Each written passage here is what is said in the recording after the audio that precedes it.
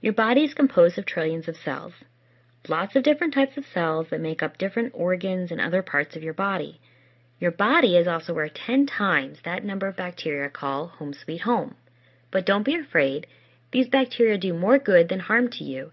And besides, just in case you wanted to strike up a conversation with your tenants, you and your bacteria do have a few things in common. All cells share some common characteristics that make them living things. All organisms are composed of cells, the basic fundamental unit of life. They contain DNA as a heritable genetic material, and they can reproduce. They transcribe DNA into RNA and translate RNA into proteins on ribosomes.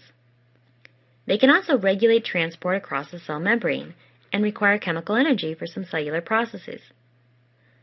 The number one biggest difference between the bacteria in your body and the cells making up your body are these tiny cellular components called organelles. You've actually learned a lot about organelles in other lessons without knowing it. Organelles are simply membrane-bound compartments within a cell, such as the nucleus, mitochondria, chloroplast, Golgi, and endoplasmic reticulum. You are a eukaryote.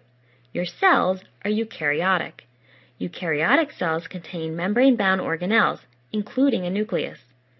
Eukaryotes can be single-celled or multicelled, such as you, me, plants, fungi, and insects.